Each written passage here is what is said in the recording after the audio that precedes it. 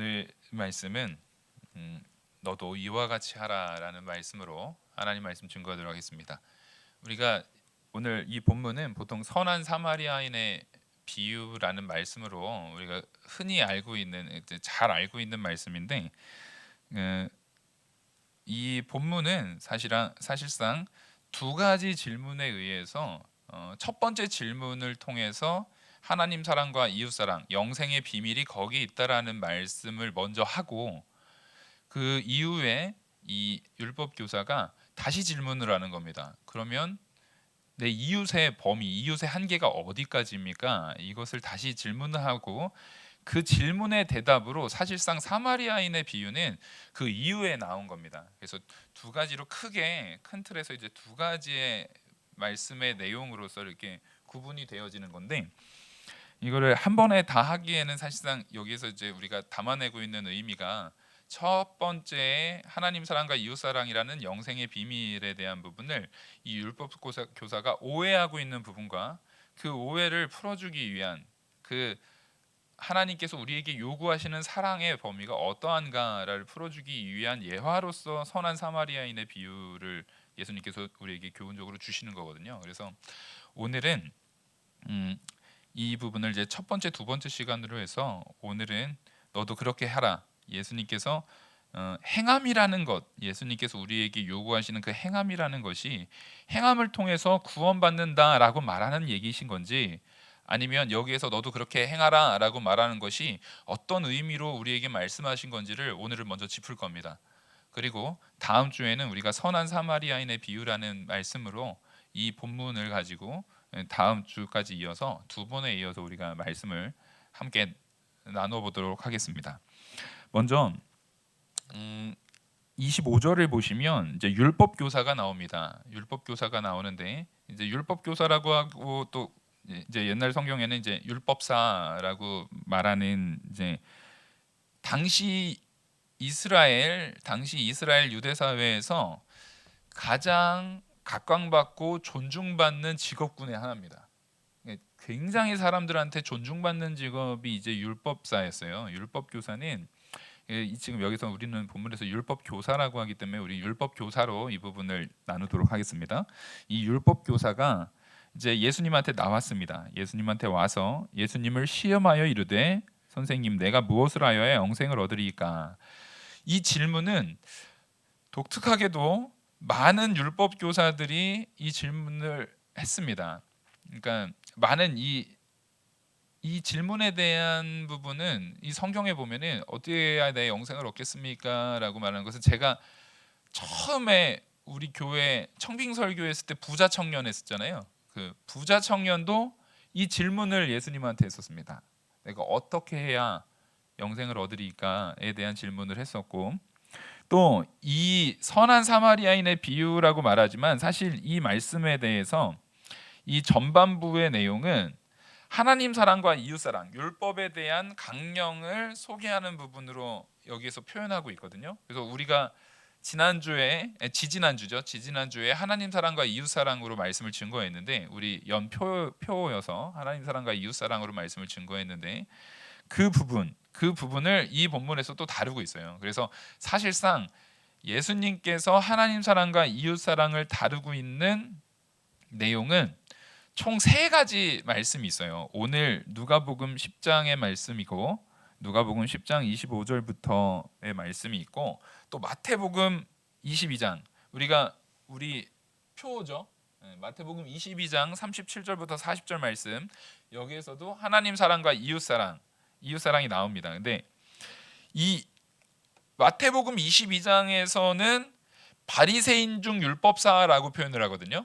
마태복음에서는 바리새인 중에 율법사라고 표현합니다. 이거랑 똑같은 또 짝복음이라고 말할 수 있는 것이 마가복음 12장인데 마가복음 12장 28절에서 34절의 말씀이 또 이것과 같은 의미에서의 짝복음인데 거기에서는 또 이 율법사를 서기관으로 표현을 해요.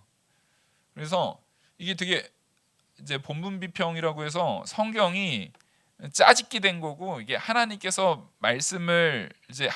주신 그런 진리의 말씀이 아니라 후대 기록하는 사람들이 이거 지어낸 거다라고 아주 부득부득 우기는 그런 자유주의 신학자들이 있었어요. 그들이 이걸 가지고 많이 이 부분을 가지고도 막 이렇게 비판을 하고 막 그랬었는데, 사실 그건 전혀 잘못 알고 있는 거고, 그리고 실제 이 성경 본문 비평을 가지고 했던 그 내용들은 그 사실상 이제 고고학적으로 사회사본이 발견된 다음부터는 쏙 들어가 버렸습니다. 사회사본이 발견되고부터는 성경이 이게 이제 짜집기 된 그런 내용이 아니구나라는 것을 이제 많이 이제 이제 고고학적으로도 사실상 거의 증명이 된 그런 부분이에요. 그래서 그 부분은 더 이상 말하진 않고, 여기에서 그러면 왜 바리새인 중에 율법사, 그리고 오늘 본문에서는 율법 교사, 그리고 어느 그 마가복음 본문에서는 서기관, 이렇게 각각 다 다르게 이렇게 표현이 되었는가를 보면, 사실상 여기서 공통적으로 우리가 가지고 있는 공통분모는 율법사라는 거에서, 율법교사라는 거에서 공통분모로 모여집니다. 그러니까 율법교사는 일종의 어떤 거냐면 뭐 사법고시처럼 시험을 봐서 들어가는 거예요. 그러니까 바리새인들 중에서도 율법사라는 것을, 율법에 대한 연구를 충분히 해서 율법사가 될 수 있는 거였고요. 서기관 중에서도 율법사가 될 수 있는 거였고요. 평민 중에서도 율법사가 될 수 있었습니다. 그래서 탈무드를 보면 굉장히 비천했던 사람이 나중에 이제 주인집 딸하고 결혼을 했는데, 그래서 쫓겨나는 장면들이 나와요. 근데 그 평민이었던 그 노예였던 그 사람이 말씀 연구에 대한가 이런 것을 잘 연구해 가지고, 우리나라로 치면 평강공주 같은 스토리예요. 그래서 그걸 열심히 해가지고 나중에 율법사가, 아주 존경받는 율법사가 돼서 돌아왔을 때 그 장인이 율법사를 대할 때 납작 엎드려서 굉장히 경배하면서 자기 이제 박해하면서 내쫓았던 사이를 다시금 율법사로 존중하면서 맞이하는 장면이 그 탈무드의 내용을 보면은 거기서 나오거든요. 이게 그러니까 당시에 이 율법사라는 직업은 요즘으로 따지면 자수성가할 수 있는 제일 좋은 자수성가의 표본입니다. 표본. 그러니까 아무리 비천한 사람이었어도 율법사로 딱 인정을 받으면은 완전히 그 인생이 180도로 팍 바뀌는, 과거에 우리가 사법고시 봐서 판검사 되면은 인생 역전되는 것처럼 이게 완전히 이 인생 역전의 표본이에요. 그래서 이 율법사가 되려고 바리새인들이 특별히 이제 이 율법사가 제일 많았던, 어쨌든 그 사람들은 바리새파가 제일 많았습니다. 바리새파가 율법사가 제일 많았고요.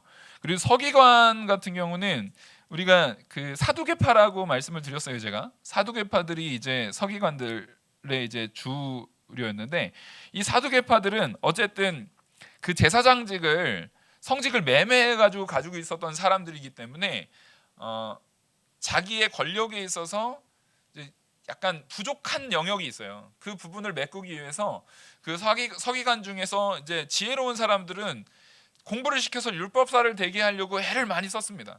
그래서 그렇게 율법사가 된 부류가 또 있었고, 아까 그 탈무드에서 나왔던 내용처럼 평민 중에 이 율법사가 되는 부분들이 있었어요.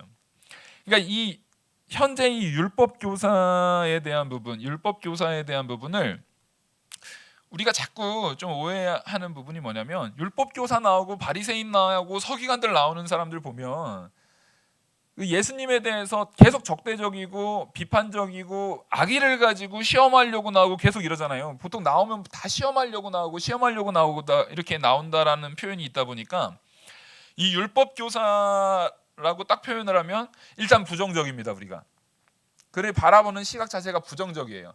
이게 나쁜 놈 이러고 아예 답을 정해놓고 우리는 성경을 봐요. 바리새인들도 나쁜 놈, 죄인이지만 우리가 그들을 그냥 악당이라고 치부하면서 성경을 보게 되면은 성경을 바로 이해할 수가 없습니다. 기본적으로 이 율법교사가 예수님에게 와서, 사실상 이거는 공개적인 토론을 제시한 겁니다. 이제 공개 토론 장면이에요. 여기 지금 다른 사람들이 다 지켜보고 있는 상황이에요.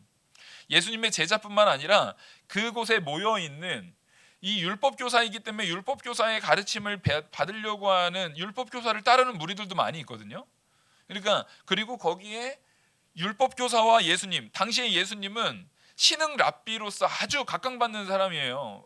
그리고 더욱이 이 랍비 중에는 보통 랍비는 다 바리새파든가 사두개파라든가 아니면 누구 밑에서 배웠던 어느 율법 교사 밑에서 배웠느냐, 이게 굉장히 중요했는데, 예수님 같은 경우는 예수님을 표현할 때 이렇게 표현합니다. 그를 알지 못하는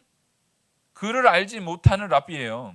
그러니까 누구한테 직접 사사받아서 한 랍비가 아니라 스스로 깨우침을 받은 아주 보기 드문, 굉장히 드문 율법 교사가 바로 지금 이 예수님이거든요. 그러니까 그 예수님에 대해서 이 율법 교사가 사실상 공개 토론을 가지고 딱 온 거예요. 그러니까 이걸 가지고 지금 여기서는 시험하러라고 표현하고 있는 겁니다.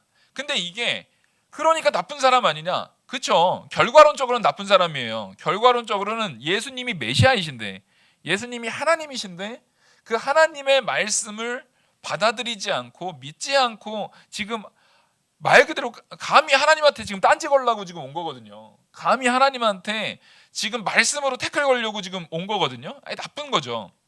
근데 여기서 우리가 알아야 되는 건 뭐냐면, 이 율법 교사는 예수님이 메시아인 것, 참된 의미에서 이 율법 교사도 말씀에 대해서 철저히 아는 것 같지만 사실은 뭘 깨닫지 못하는 거예요? 하나님의 구원의 역사, 하나님께서 우리에게 영생을 주시는 그 구원 방법과 구원의 역사를 전혀 이해하지 못한 사람이었던 거예요.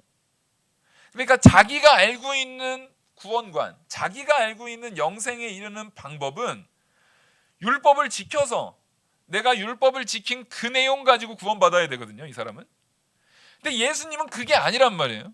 그래서 내가 율법을 지키려고 하다 보니까 율법을 지키기 위해서는 그 율법 가운데에서는 뭐 해라 뭐 하지 말라 뿐만 아니라 자기들이 율법을 더 정교하게 하겠다고 율법 교사들이 했던 제일 큰 업적이 뭐냐면, 율법을 이 모세오경의 그 율법, 그리고 선지자들을 통해서 나타났던 구약 성경의 말씀을 613가지로 나눠가지고 율법을 세분화 시켜버린 겁니다.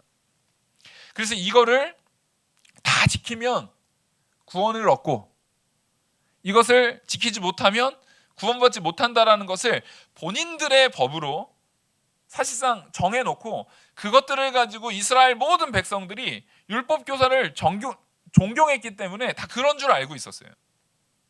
이게 왜 그럴 것이, 이제 말라기 선지자 이후에 약 400년 동안 그 신구약 중간기라는 시간이 있잖아요. 신구약 중간기라는 시간이 짧은 시간이 아니었습니다. 거의 400년 가까이 이어져요.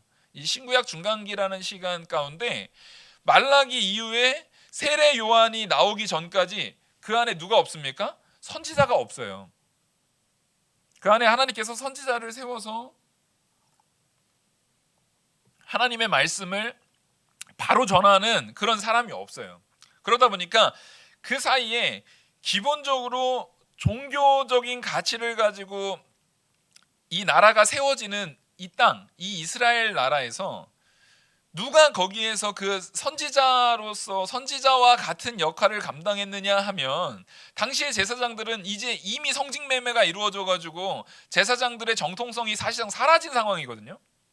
여기에서 이스라엘 백성들한테 말씀을 제대로 풀어서 우리에게 진짜 구원의 길을 제시할 수 있는 과거의 선지자와 같은 사람, 모세와 같은 그런 선지자와 같은 사람이 누구냐라고 했을 때, 그들은 보통 다 율법 교사들을 그 역할을 감당하는 사람으로 인정하는 분위기였습니다. 이게 주전 1세기 때는 굉장히 강해요, 그 부분이. 그래서 이 율법사에 대한 이스라엘 백성들 전체의 존경이라는 것은 굉장히 큰 거였어요. 그래서 사실상 바리새인들이 이스라엘 백성들한테 존경을 많이 받는 이유 중에 하나가, 바리새인들이 말씀을 제대로 이해해서 율법사들이 많이 배출되는 걸 봐서는 바리새인들이 그래서 존경을 많이 받았고, 또 율법사가 되기 위해서는 이것을 알고 있는 것뿐만 아니라 자기들이 세워놨던 613가지에 대한 부분을 잘 지켜 행했거든요. 그래서 그 부자 청년이 예수님한테 나와가지고 이야기를 할 때도 율법을 지키라고 했을 때 내가 율법을 다 지켰습니다라고 자신 있게 말했던 게 바로 그런 이 율법을 세분화시킨 그 부분에 있어서 이것을 현실화시킨 거죠. 율법에 대한 가치를 현실화시킨 이 부분을 자기가 지켰다라고 말하는 거예요. 근데 제가 그때 그 부자 청년 설교 때 뭐 물론 너무 오래돼가지고 기억 못하시겠지만 중점적으로 말씀드렸던 게 뭐냐면 그 613가지의 율법을 나눈 것은 율법을 더 어렵게 만든 겁니까? 아니면 더 쉽게 만든 겁니까? 라는 질문을 제가 드렸어요. 근데 사실은 이거는 율법을 더 어렵게 만든 게 아니라 사실상 율법을 실행 가능할 정도까지 쉽게 만들어 버린 거거든요. 율법을 통해서 이 율법에 대한 가치를 하나님께서는 너희들이 이 율법을 다 지키면 구원을 얻는다라고 했는데 지금 이 율법을 다 지킬 수 없는 상태로 우리가 죄인이 됐단 말이에요. 우리가 죄인 된 사람들이 이 율법을 다 지킬 수 없는 상태까지 이제 떨어져 버린 거예요. 근데 이 율법 교사들은 자기들이 이 율법을 지키지 못한다라는 것을 인정하기 싫은 거예요. 내가 이 율법을 지키는 모습을 다른 사람들은 세리와 창기나 일반 유대인들은 지키지 못하는데 이것을 지키는 특별한 무리, 그게 일종의 바리새파라든가 사두개파라든가 혹은 에센파라고 해서 더 극단적인 사람들이 또 있었거든요. 에센파라고 해서 이 사람들은 더 극단적인 바리새인들보다도 훨씬 더 극단적인 사람들이었습니다.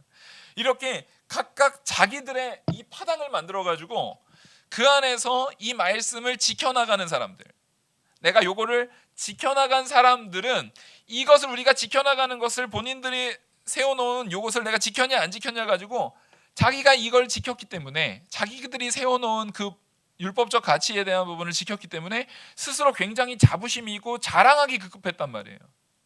그래서 예수님께서는 기도할 때 세리의 기도와 이 바리새인들, 여기서 말하는 바리새인들은 사실상 이 율법 교사와 동의어라고 보셔도 됩니다. 이들의 기도에 대한 부분을 비교를 하는 거예요. 비교를 하시면서 이렇게 얘기합니다. 저 세리들은 하나님 앞에 자기의 죄를 통회하고 이 죄인을 불쌍히 여겨달라고, 용서해달라고, 나를 용서해달라고 하나님 앞에 회개하면서 기도를 하는데 바리새인들의 기도는 이렇습니다. 광장에 나가서 고개를 일단 들어요. 뻣뻣이 서서 이제 고개를 들고 두 팔을 하늘을 올리면서 오 주여, 사람들이 다 듣게, 주변 사람들이 다 듣고 나를 주목할 수밖에 없는 그 자리에서 그런 모습 속에서 기도를 하는 거예요. 그러면서 하는 기도가, 제가 이번에도 하나님 앞에 온전히 11조를 드렸습니다.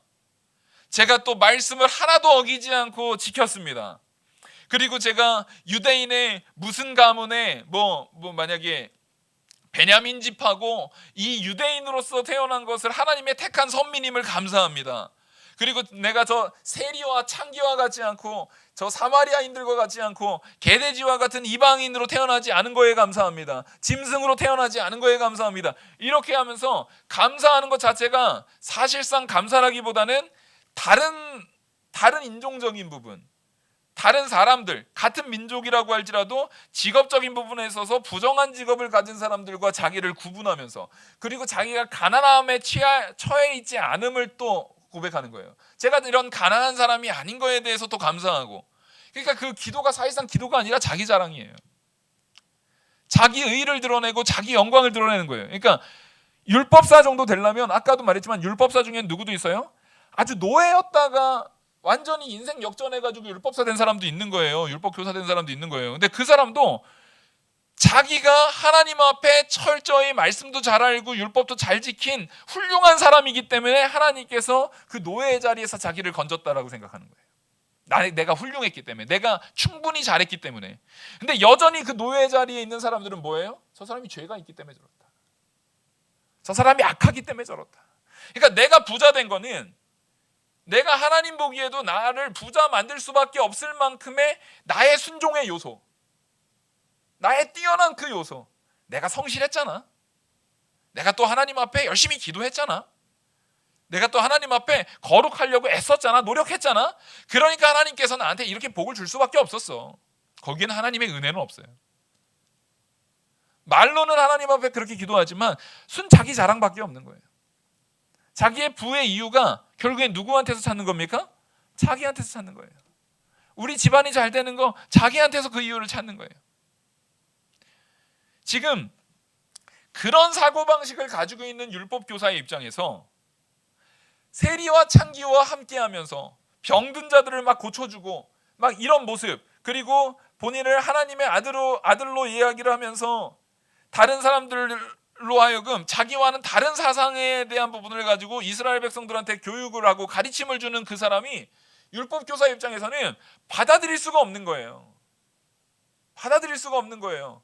이거는 일종의 사상적 충돌입니다. 여러분, 우리가 살아가는 모든 세상은요, 사상적 충돌 속에 살고 있어요. 사상의 충돌 속에 우리는 살고 있는 거예요. 뭐냐면 기본적으로 우리는, 제가 자주 말하는 거지만, 태초에 하나님이 천지를 창조했다라는 것은 가장 근본적인 이 세상이 존재하는 이 세상의 창조 원리의 사상이에요. 근데 그게 우연의 산물로 그냥 생겨났다라고 하면 이것은 전혀 다른 사상인 겁니다. 이것을 통해서 나오는 이 정치적인 사상의 체계는 완전히 다를 수밖에 없어요. 완전히 다를 수밖에 없어요. 왜냐하면 하나님이 천지를 창조했을 때 사람을 하나님의 형상대로 창조했으면 그 사람은 존귀합니까? 존귀하지 않습니까? 개나 돼지나 말이나 이런 짐승들보다, 곤충들보다 이 사람은 하나님의 형상대로 창조했기 때문에 존귀합니까? 존귀하지 않습니까? 존귀한 거예요. 이게 천부인권 사상입니다. 더 존귀한 거예요. 근데 이게 만약에 이 사상의 근거에서 사람 한 명 한 명의 존엄성이 존중이 되기 시작한 거예요. 그래서 나타난 게 자유민주주의입니다.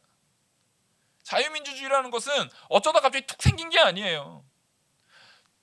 하나님께서 우리에게 주신 종교개혁의 유산, 그 산물로서 사람의 존엄성이 그 한 명 한 명이라 할지라도, 한 명 한 명이라 할지라도 절대 수단으로 사용되어서는 안 되는 존재로서, 하나님이 하나님의 형상대로 창조한 하나님의 백성으로서, 하나님의 자녀로서 존중받아야 되는 사람들이기 때문에 우리는 그 자유와 또 이 보호를 받을 수 있는 그런 인권, 인격적인 가치를 갖고 있다라는 거예요. 근데 만약에 이게 진화에 근거하게 되면 우리는 다 우연의 산물입니다. 어쩌다 생긴 거예요. 어쩌다 보니까 이렇게 진화된 거예요. 그렇게 되면 말 그대로 생물학적으로 강아지나 돼지나 사람이나 다 생물학적으로는 다 포유류예요, 포유류. 그렇게 됐을 때는 특별히 사람이 돼지보다 더 존중받아야 될 수 있는 당위성이 있습니까? 거기에서 당위성을 하려면 사람이 더 지혜로우니까, 이것은 말 그대로 열등, 더 우성과 열성으로 구분하게 되는 거예요. 저 짐승들보다는 사람이 더 우성이니까, 더 우월하니까 얼마든지 그걸 먹어도 된다? 이거는 굉장히 잔인한 일이 생기죠. 만약에 이것이 민족과 민족으로 같이 가버리게 되면 뭐가 생기는 겁니까? 나치들이 했던 것처럼 유태인을 학살하는 일들이 생기는 거예요. 흑인을 노예로 삼고 흑인을 학살하고 말 그대로 천시하는 인종차별에 대한 부분들이 생기게 되는 거예요.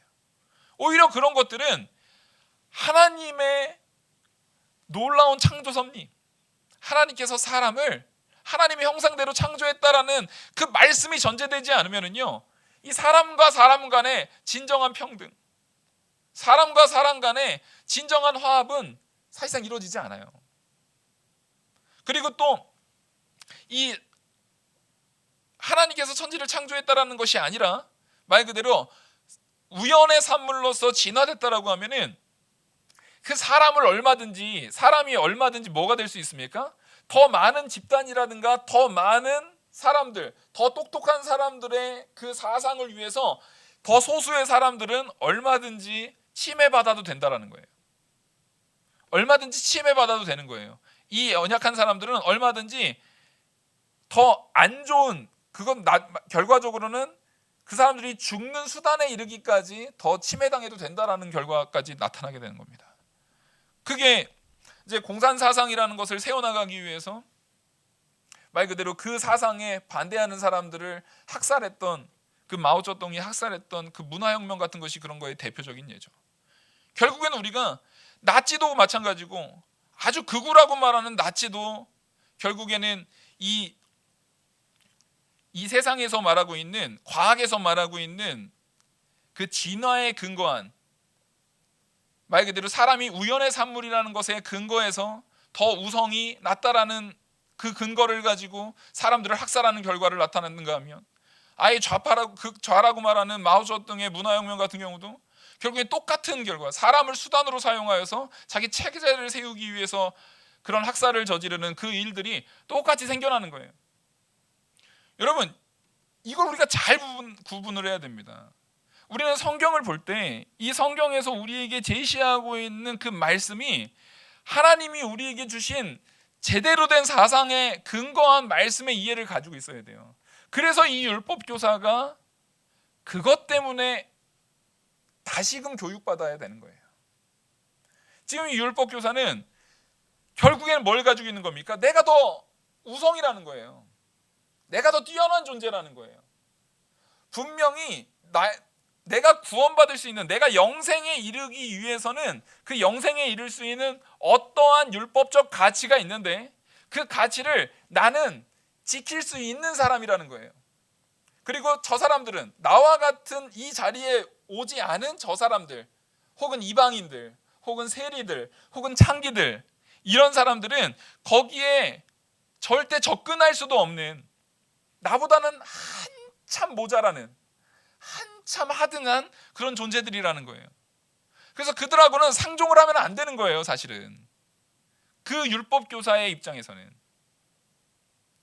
근데 예수님은 그렇게 하지 않으십니다. 예수님께서는 그 부분을 이 율법 교사에게 고쳐주려고 하시는 거예요. 그럼 이걸 고치기 위해서는 뭐가 전제돼야 됩니까? 하나님께서 우리를 창조했어요. 여기까지는 율법 교사도 다 받아들입니다.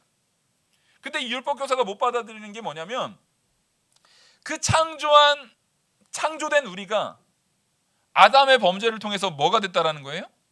죄인이 됐다라는 거예요. 그리고 죄의 문제를 사람이 해결할 수 없다라는 것을 지금 이 율법 교사는 받아들이지 못하고 있는 거예요.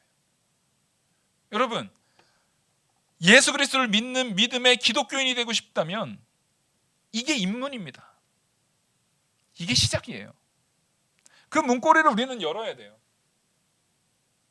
하나님 앞에 이 율법 교사와 같이 내가 그래도 지금 이만큼, 우리는 지금 벌써 이 신앙을 통해서 온전히 하나님의 은혜로 됐다라는 것을 다, 나는 그거 목사님 저 다 알고 있는 얘기 하시네. 저는 하나님의 은혜로 됐다라는 거 믿어요. 하나님의 능력으로 됐죠. 온전히 하나님의 말씀으로 내가 살아간다는 거 다 믿고 있는데, 알고 있는 얘기를 뭘 또 하시나 이렇게 생각하신다고 한다면 여러분, 자기를 잘 돌아보셔야 됩니다.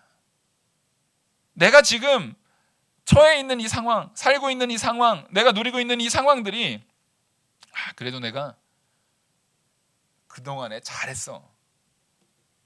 그동안에 내가 진짜 헌신적으로 살았어. 내가 정말 남들보다 하나님 앞에 더 많이 기도하고, 더 많이 말씀 보고, 더 많이 하나님의 영광을 위해서 내가 헌신했어. 그래서 저들과 나는 확실히 다르지. 저 세리와 창기들하고는 나는 질적으로, 가치적으로 다르지. 그런 마음들이 내 안에 아주 조금이라도 없는지 우리는 깊이 살펴야 합니다. 그리고 분명히 제가 말씀드리지만 그 마음은 저를 포함한 여기 모든 분들의 마음 속에 있습니다. 그 마음이 있어요. 우리가 언제나 우리는 자기 방어 기제로 내 노력에 대해서 참 치하하고 싶어 합니다. 지금 예수님하고 이 율법 교사의 부딪히는, 제가 지금 이 부분을 왜 이렇게 강조해서 말씀드리냐면, 어떤 사상과 어떤 사상이 부딪혔는지를 우리가 봐야 되는 거예요. 지금 여기서는 율법으로 구원받을 수 있다라는 이 율법 교사와 오직 하나님의 은혜로 구원받는다라는 예수 그리스도의 가르침이 지금 부딪히고 있는 상황이에요. 이 부딪히고 있는 그 상황 가운데 이 이야기가 전개되는 거예요. 그래서 예수님께서는 오히려 율법 교사가 제일 전공이 뭡니까? 율법이죠. 이 율법 교사가 제일 자신 있는 게 율법에 대해서 연구하고 율법에 대해서 이해하고 율법을 어떻게 적용하는지, 이게 전공이에요. 오히려 그걸 가지고 다시 되묻습니다. 예수께서 이르시되 26절, 예수께서 이르시되 율법에 무엇이라 기록되었으며 내가 어떻게 읽느냐 이렇게 물어봅니다. 그랬더니 이 율법 교사가 대답하여 이르되 내 마음을 다하며 목숨을 다하며 힘을 다하며 뜻을 다하여 주 너의 하나님을 사랑하고 또한 내 이웃을 내 자신과 같이 사랑하라 하였나이다. 예수께서 이르시되 내 대답이 옳도다. 이를 행하라. 지금 보십시오. 율법 교사가 두 가지로 이 강령을 설명합니다. 근데 이게 율법 교사가 예수님께서 이 말씀을 요약해 놓은 거를 들었나 보네. 그게 아니죠. 여기 보면 성경, 그래도 좀 좋은 성경 가지고 계신 분들은 거기에 뭐 기억이라든가 니은으로 표시됐을 거예요. 그래서 먼저 앞에 내 마음을 다하고 목숨을 다하고 뜻을 다하여, 이것은 신명기 6장 5절의 말씀입니다. 신명기 5장 6절의 말씀에서 하나님 사랑하는 것이 제일 큰 계명인 것을 정리해 준 거예요. 그리고 나서 레위기 19장 18절의 내용에서 뒤에 니은 내 이웃을 내 자신과 같이 사랑하라 하였나니, 이것은 하나님 사랑의 근거 가지고 내 이웃을 내 자신처럼 사랑하라고 지금 이 구약 성경에 있는 말씀, 모든 십계명의 모든 말씀의 강령을 이미 구약 성경에 신명기와 레위기에서 확정 지었어요. 그러니까 예수님께서 이 하나님 사랑, 이웃 사랑, 우리가 표로 하고 있는 마태복음 22장 37절에서 40절의 말씀도 예수님께서 새로 만들어 놓은 말씀이 아니라 지금 이 신명기와 레위기의 말씀을 가지고 다시금 환기시키고 다시금 확고히 세워 나가시는 거예요. 그러니까 이 율법에 대한 가치는 폐하여진 게 아닙니다. 없어진 게 아니에요. 예수님께서 이제 율법 다 필요 없어, 안 지켜도 돼, 이걸 얘기하는 게 아니에요. 오히려 이 율법 교사한테 뭘 얘기합니까? 제대로 알고 있네. 제대로 알고 있네. 너는 이걸 어떻게, 네가 생각할 때는 어떻게 영생을 얻니? 율법 교사, 당신이 생각할 때는 어떻게 율법을 얻습니까? 성경에서는 율법을 얻는 방법이 뭐라고 말합니까? 라는 것을 다시금 되물은 거예요. 그리고 그 율법 교사는 기본적으로 자기 전공이잖아요. 예수님께서 이 질문을 다시 해줬을 때 기뻤을 겁니다.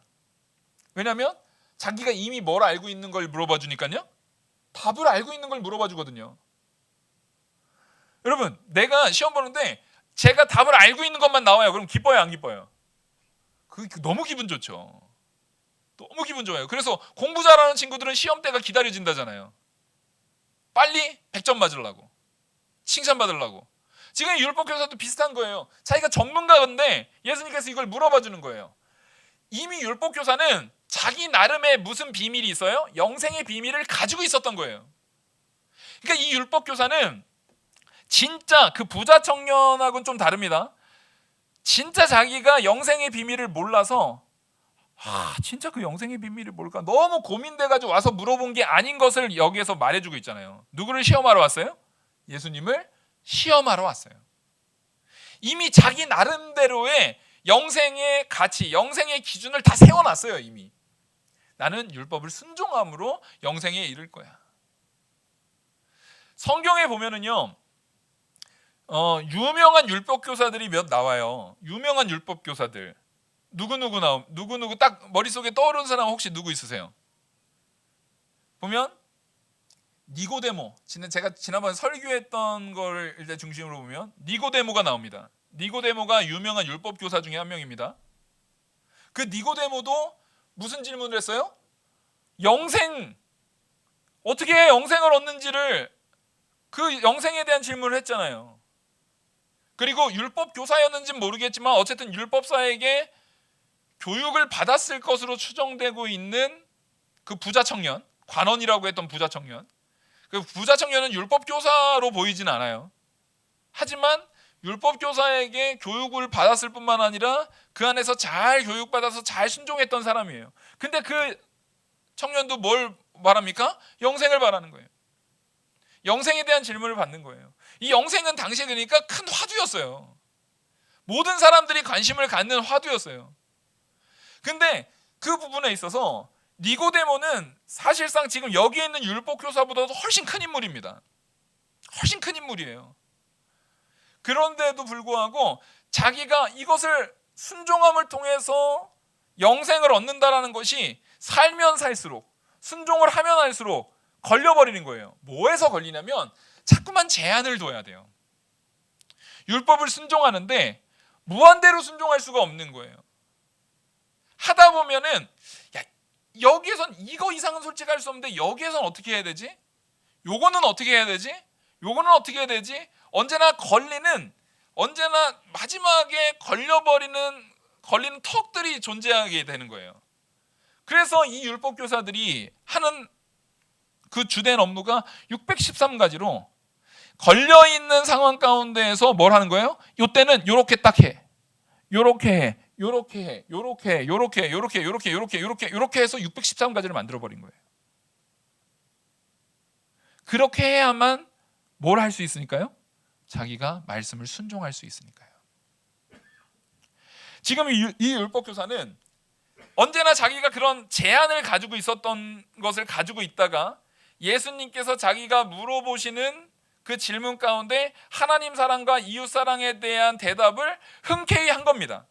자, 이미 머릿속에는 내가 율법을 지키려면 어쨌든 제한된 그 마지노선이라는 게 있어야 되라는 것을 이 율법 교사는 알고 있는 상황에서 예수님께서 성경에서는 영생을 어떻게 얻는다고 말하니? 라고 물어보니까 그건 하나님 사랑, 이웃 사랑이죠. 내 마음을 다하고 뜻을 다하고 내 힘을 다해서 하나님을 사랑하고 그렇게 이웃을 사랑해야 되는 거죠. 라고 딱 말해놓고 보니까 이 율법 교사가 아차한 거예요. 율법 교사가 거기서 아차한 겁니다. 어떤 부분에서 아차냐면 우리가 지지난주 이 말씀에 대한 부분, 하나님 사랑과 이웃 사랑에 대한 말씀에 대한 부분을 제가 설교했던 것을 좀 기억해 보십시오. 혹시 이게 이해가 안 되면 우리 요즘에 영상으로 돼 있으니까 지지난주 설교에 대한 부분을 오늘 설교를 들으시고 다시 한번 들으시고 이 영상을 다시 한번 보세요. 결국에는 하나님 사랑과 이웃 사랑을 통해서 우리에게 제시하시는 그 가치는 뭐냐면 하나님을 내 마음을 다하고 뜻을 다하고 힘을 다해서 사랑하는 것이 우리가 가능한 존재가 아니다라는 걸 깨닫게 되는 거예요. 그리고 그 이웃을 사랑하는 것이 내가 가능한 존재가 아니다라는 것을 깨닫게 되는 거예요. 그러니까 이 율법 교사는 순간 그 얘기를 딱 하고 나서 갑자기 떠오르는 생각이 뭐냐면 잠깐, 하나님 사랑에 대한 부분은 차치하고라도 이웃 사랑에 대한 부분을 이야기하려고 할 때 뭐가 모호해요? 이웃이 모호해요. 이웃의 구분을 확고하게 정해주지 않으면 자기가 이걸 순종할 수 없는 영역이 생겨버리게 되는 거예요. 사실상 이거는 이웃 사랑이라는 것은 모든 것을 자기가 그동안에 다 정해놓고 지켰던 모든 율법에 대한 부분을 다 총괄해서 포함하고 있는 개념인데 이 이웃에 대한 기준, 그러니까 이웃을 어디까지 둘 겁니까? 이웃을 누구로 정할 겁니까? 최소한 그 나치들에 의해서 학살당할 때 그 나치에게 있어서는 유대인은 이웃이 아니었죠. 그 마오쩌둥에 의해서는 누구는 자국민이라 할지라도 부르주아 계급은 이웃이 아니었던 거예요. 얼마든지 죽여도 돼요. 그들은 이웃이 아니니까. 얼마든지 수단으로 죽여도 상관없는 거예요. 왜? 그들은 나와 사상이 다르고 나와 생각이 다르고 나와 인종이 다르기 때문에 그들은 내 이웃이 아니다. 그러니까 얼마든지 죽여도 된다. 이런 일들이 생겨나는 거예요. 이 유대인은 그런 마음가짐이 그 안에 심겨져 있는 겁니다. 그래서 예수님한테 다시 이렇게 묻는 겁니다. 29절. 그 사람이 자기를 옳게 보이려고 예수께 여짜오되 그러면 내 이웃이 누구입니까? 내가 이렇게 잘 대답했고 예수님께서 나한테 이를 행하라. 네가 제대로 대답했다. 옳도다. 너 잘 알고 있구나. 그럼 그걸 행하라 라고 말했는데 이걸 행하려면 반드시 뭐가 있어야 돼요? 기준이 있어야 돼요. 이웃의 기준이 없으면 자기가 이것을 행할 수가 없거든요. 그러니까 자기를 옳게 보이려고 내 사상이 그렇지, 내 사상이 맞았지, 내 사상이 맞았어.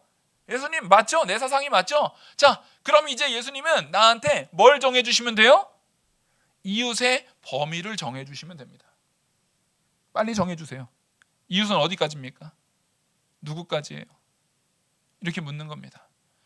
그 물음의 답으로 예수님께서 선한 사마리아의 비유를 드는 거예요.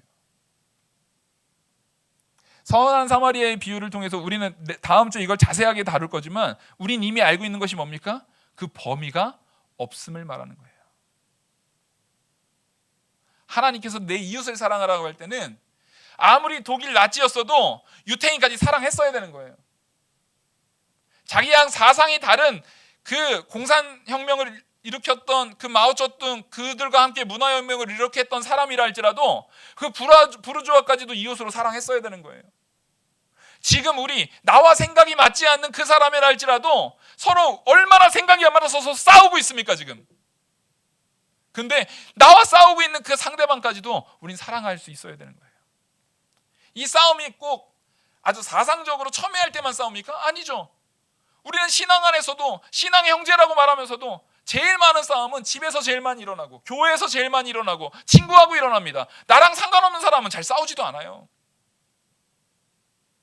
나랑 관계없는 사람은 잘 싸우지도 않아요.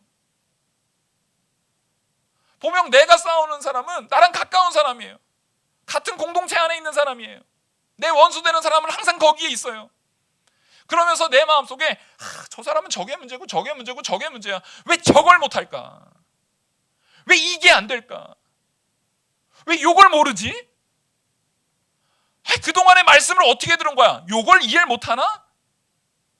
여러분, 그게 정말 내 안에 내가 훌륭하고 거룩하기 때문에 드는 생각인지 아니면 내 안에 사랑이 없어서 나타나는 아주 패역한 생각인지 지금 다시 돌이켜 보셔야 됩니다. 분명한 건 이 말씀 속에서 예수님께서 율법 교사에게 지적하고 있는 것은 너의 마음의 죄악을 이제 인정하라는 거예요.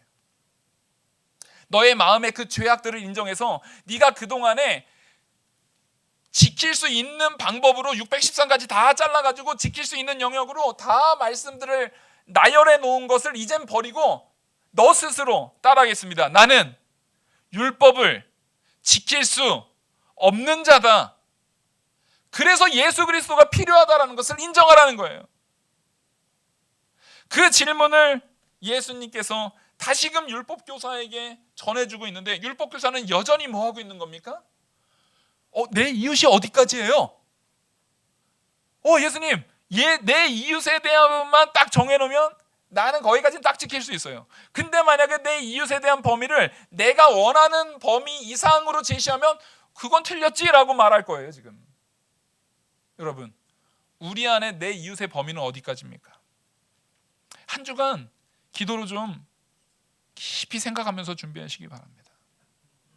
다음 주에 우리가 선한 사마리아인의 비유를 가지고 설교를 할 건데 한 주간 이 앞에 그 지지난주에 제가 설교했던 그 말씀도 한번 들어보시고 정말 내 이웃의 범위, 내가 분명히 하나님의 말씀을 순종하지 못하는 자에 있는데 내가 이 선한 사마리아인 이 비유 속에서 말하는 것처럼 내가 도대체 어느 정도까지의 이웃의 범위, 그게 사상적으로 나한테 틀릴 때 이웃이 아니게 되는지, 아니면 보통은 그 사람이 게으르고 나의 이 라이프 생활 스타일이 달라서 그 사람이 나한테 이웃이 아닌지, 혹은 그 사람의 외모적인 게 마음에 안 들어서 이웃이 아닌지, 아니면 그 사람의 지적인 부분이 너무 떨어지거나 혹은 너무 높은 사람들은 내가 싫어해서 내 이웃이 아닌지. 여러분, 자기가 이웃이 아닐 수 있는, 내가 누군가 싫어하는 그 요소들이 있어요. 그 요소들을 정말 샅샅이 찾아내십시오. 샅샅이 찾아내시고 정말 내가 하나님께서는 내 이웃을 하나님같이 사랑하라고 했던 그 부분을 내가 어떤 부분에서 지키지 못하고 어떤 부분에서 걸렸었는지 샅샅이 찾아서 회개하는 그런 한 주간이 되기를 간절히 소망합니다. 기도하시겠습니다. 은혜와 사랑이 많으신 하나님 아버지, 이 선한 사마리아인의 비유, 그 율법 교사에게 예수님께서 말씀하신 그 말씀을 통해서 우리가 죄인임을 깨닫게 하여 주시옵소서. 내 스스로 정해놓은 그 가치의 기준을 가지고 내 삶을 남들보다 낫다라고 생각했다면 아버지 하나님, 이 시간 회개합니다. 제가 선 것, 내가 이 자리에 서고 정말 하나님 앞에 설 수 있는 믿는 성도가 된 건 내 능력으로 된 것이 하나도 없고 온전히 하나님의 은혜임을 고백하오니 아버지 하나님, 저희 겸손하게 하여 주시고 하나님 앞에 납작 엎드려서 내가 아무것도 아님을 밝히 깨닫는 자들 되게 하여 주시옵소서. 그리고 한 주간 내가 스스로 선을 그어 놓았던, 그래서 지금까지 나에게 이웃이 되지 않았던, 내가 싫어했던 그 모든 관계 속에 하나님 사랑을 근거로 다시금 회복할 수 있는 마음가짐을 갖고 우리가 그것을 잘 찾아나가며 잘 회복해 나가는 시간으로 될 수 있도록 내 안에 계신 우리 성령께서 도와주시옵소서. 예수 그리스도께서 우리를 도와주시옵소서.